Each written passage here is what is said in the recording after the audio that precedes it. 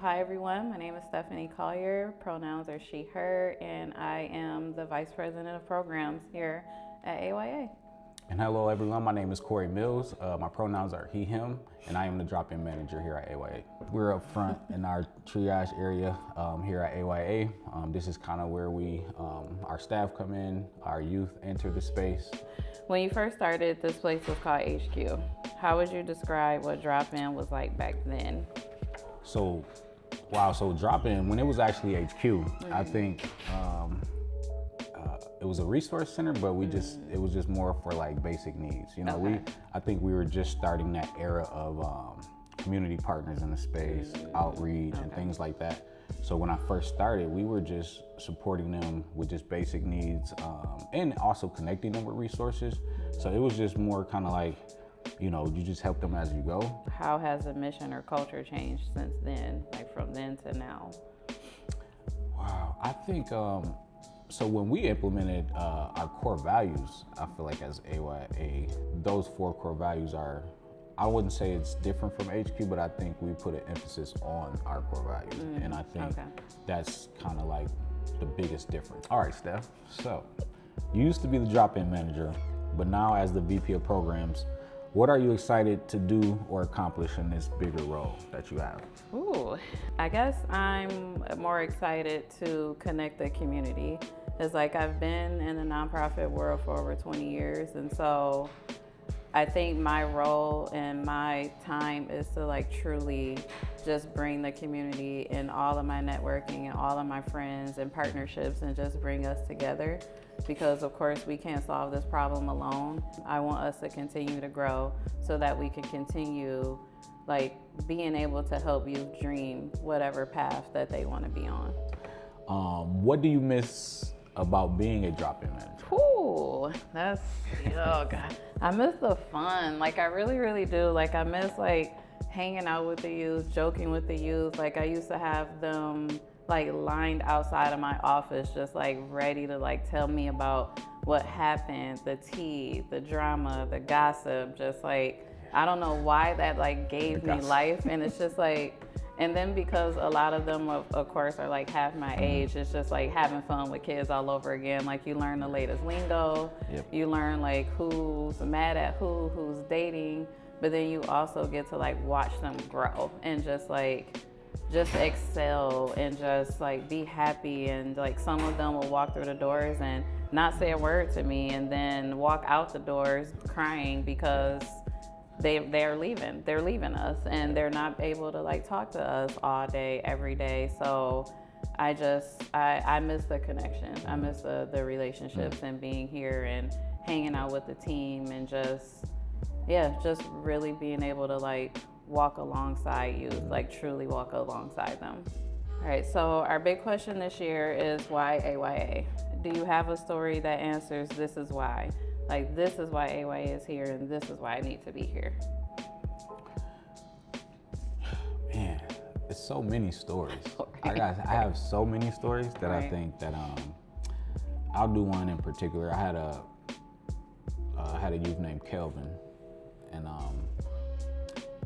I think he was probably he was very quiet.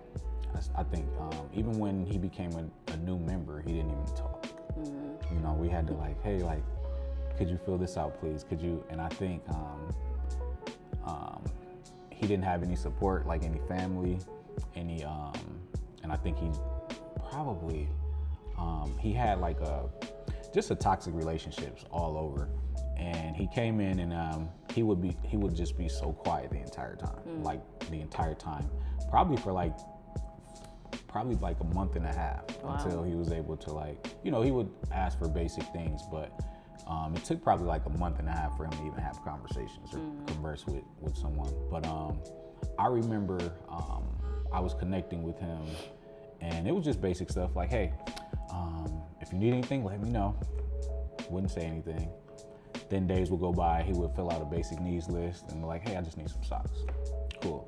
And then that's fine. And then a few days later, he would say, hey, what's your name again? And I'm like, I've been helping him this entire time. So I would just continue to say, hey, I'm Korey. But I will always introduce myself to him every time I would see him. And I think that gave him the comfort to open up more and get hope.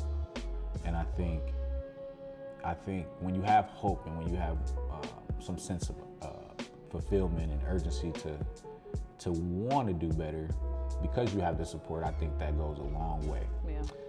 And that's something that I've noticed too with Kelvin. It's like the growth of just like, hey, him knowing that he had that support and being able to just flourish. So he got back into school. He would go to like trainings for job trainings, employment.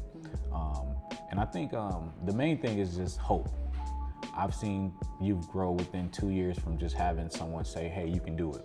You know, I'm here to support you. Right. And so Kelvin, I think just the growth from just not having that support to gaining that confidence, to just be self-efficient in this world, you know, just knowing that he had people to support him and that really actually genuinely care about him. So I think that's one of the biggest stories of just like him just growing as an individual and having that confidence to be, to feel confident in whatever role he steps into in life.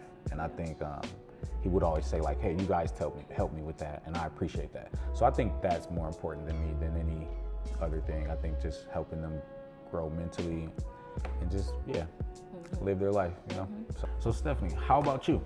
Why AYA? For me, AYA is community, is home, is where people feel safe, is where people can come, where young people can come and dream, is where staff can come and grow. And so for me, one story that I would say that sticks out, which was a true example of just like we need to exist and the relationships we create with youth will be meaningful, is when Trey came one day. He stood outside. Not only did he come like 2 hours before drop-in even started, he also stayed like an hour after drop-in ended and waited for us to like huddle and clean and do all the things that we do when we're just like closing down drop-in.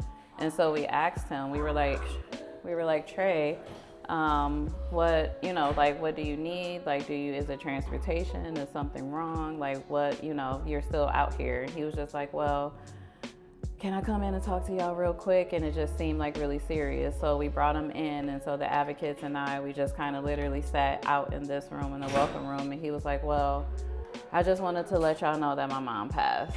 And I just felt like I just wanted to tell you guys because you guys are my family. I wanted you guys to hear it first.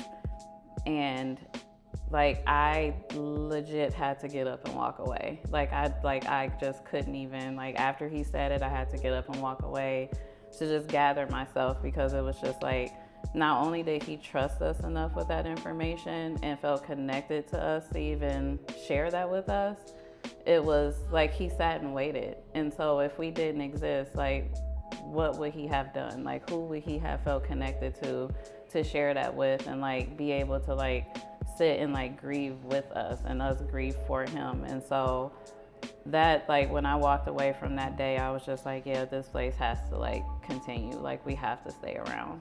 So yeah. Our goal this year is to serve over 1,000 youth between our drop-in program, our housing program, and our supportive services program. And as we've been able to grow and see more youth, your support makes it possible. So donate today and keep AYA sustainable. All right. Bye. Bye-bye.